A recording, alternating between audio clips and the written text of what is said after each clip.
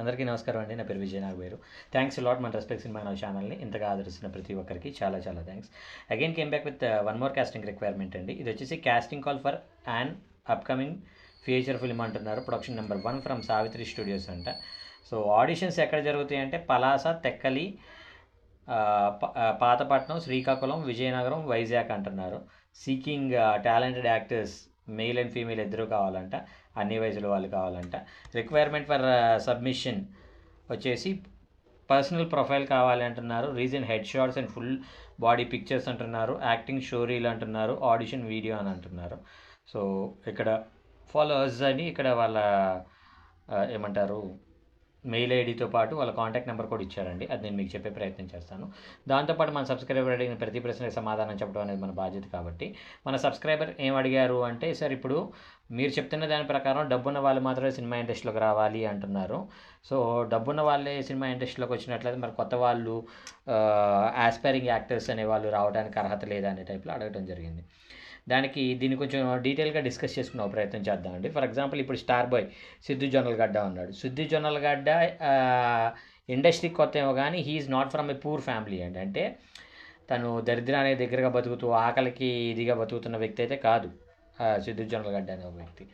వాళ్ళ ఫాదర్ బిఎస్ఎన్ఎల్లో పనిచేసేవాళ్ళు, వాళ్ళ మదర్ ఆల్ ఇండియా రేడియోలో పనిచేసేవాళ్ళు. అతను మలక్పేట అనే ఏరియాలో అప్పర్ మిడిల్ క్లాస్, అంటే ఒక మిడిల్ క్లాస్ కంటే కూడా కొంచెం అప్పర్ పొజిషన్లోనే ఉంటూ ఒక ఫినాన్షియల్గా ఒకళ్ళ దగ్గర చేయించాల్సిన అవసరం లేని ఒక లైఫ్ని లీడ్ చేసుకుంటా ఉన్నాడు.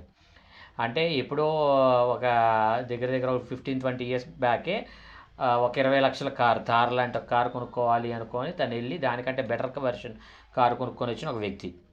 అలాగే నాని అనే ఒక వ్యక్తి ఏంటి అంటే ఇదే మధురానగర్లో ఉంటూ మధురానగర్లో చదువుకుంటూ ఎస్ఆర్ నగర్ అమీర్పేట ఏరియాలో ఉంటూ ఎవరి దగ్గర చేయించాల్సిన అవసరం లేకుండా ఫినాన్షియల్గా వావ్ ఫ్యాక్టర్లో ఉన్నవాడే ఇదనమాట.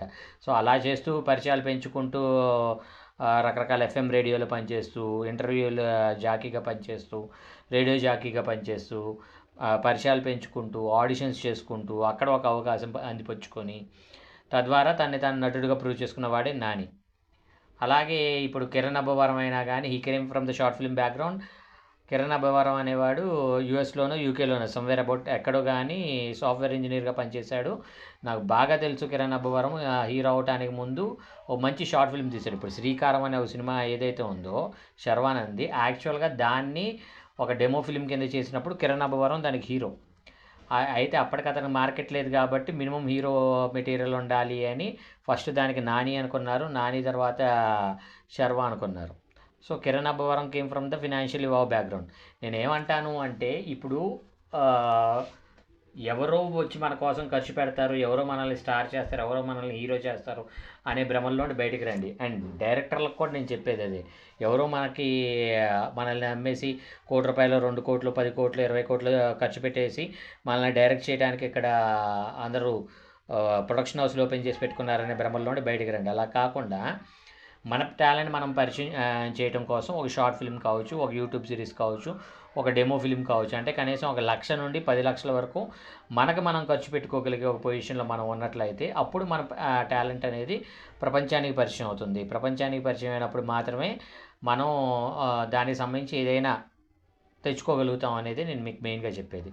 సో అలాంటి ప్రయత్నాలు చేస్తే మీరు సక్సెస్ అవడానికి పాసిబిలిటీ ఉంటుంది. అలా కాకుండా నేను దిల్ రాజు డిఆర్పి ప్రొడక్షన్స్ అని పెట్టేశాడు, కథలు వింటానంటున్నాడు కాబట్టి మనం వెళ్ళి కథలు చెప్పేసి వర్కౌట్ అయిపోతుంది.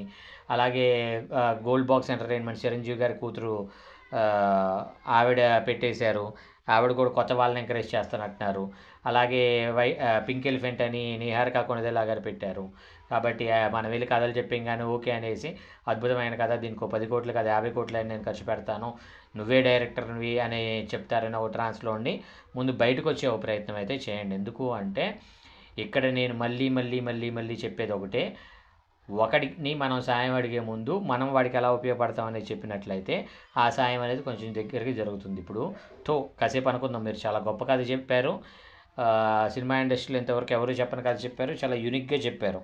అయినప్పటికీ కూడా మిమ్మల్ని డైరెక్టర్గా పెట్టడానికి ఆలోచిస్తారు. ఎందుకు అంటే మీకు 24 క్రాఫ్ట్స్ని హ్యాండిల్ చేయగలిగే ఒక పరిపక్వత ఉందా లేదా అనేది చూస్తారు.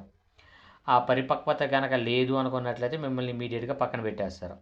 అంటే ఒక కెమెరామెన్ నుండి ఎలాంటి వర్క్ రాబట్టుకోవాలి, ఒక కొరియోగ్రాఫర్ నుండి ఎలాంటి ఒక వర్క్ రాబట్టుకోవాలి, ఆర్ట్ డైరెక్టర్ నుండి ఎలాంటి ఒక వర్క్ రాబట్టుకోవాలి, కలర్ గ్రేడింగ్ ఆర్టిస్ట్ నుండి ఎలాంటి ఒక వర్క్ రాబట్టుకోవాలి, అందరి దగ్గర మీరు ఎలా బిహేవ్ చేయాలి, ఎవరితోటి ఎలా మసులుకోవాలి అనేది కూడా మీకు తెలిసి ఉండాలి. అప్పుడు మాత్రం మీరు సక్సెస్ అవడానికి పాసిబిలిటీస్ ఉంటాయి. అలా కాకుండా మీకు యారగెన్స్, యాటిట్యూడ్, నేను ఒక డైరెక్టర్ అనే ఓ ట్రాన్స్లో ఏది చేసినా నడుస్తుంది అనే ట్రాన్స్లో మీరు ఉన్నట్లయితే ఇట్ విల్ నెవర్ హ్యాపెన్, ఎప్పటికీ జరగదు అనేది మీరు మెయిన్గా గుర్తుపెట్టుకోవాల్సింది. హోప్ మీకు అర్థమైంది అనుకుంటున్నాను. ఇంకా ఇలాంటి డౌట్స్, క్వశ్చన్స్, క్వైరీస్ ఏదైనా ఉన్నట్లయితే తప్పకుండా కమెంట్ రూపంలో అడిగే ప్రయత్నం చేయండి. ప్రతి ప్రశ్నకి సమాధానం చెప్పడం జరుగుతుంది.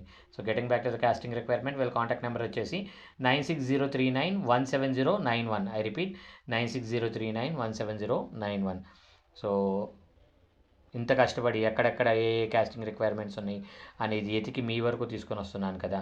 సో మా ఎఫర్ట్ మీకు నచ్చినట్లయితే తప్పకుండా ప్రతి ఒక్క వీడియోని లైక్ చేసే ప్రయత్నం చేయండి, వీలైనంత ఎక్కువ మందికి షేర్ చేసే ప్రయత్నం చేయండి. ఎవరైతే సబ్స్క్రైబ్ చేసుకోకుండా చూస్తున్నారో ప్లీజ్ డూ సబ్స్క్రైబ్ అండ్ కమెంట్లో హైప్ కొట్టడం అయితే మర్చిపోకండి. ఎందుకంటే వారానికి 3 సార్లు మాత్రం మీరు హైప్ ఇవ్వగలరు కాబట్టి మీరు హైప్ అనేది ప్రెస్ చేస్తూ మన ఛానల్ని బూస్ట్ చేస్తారని మనస్ఫూర్తిగా కోరుకుంటాను. Thank you and all the best.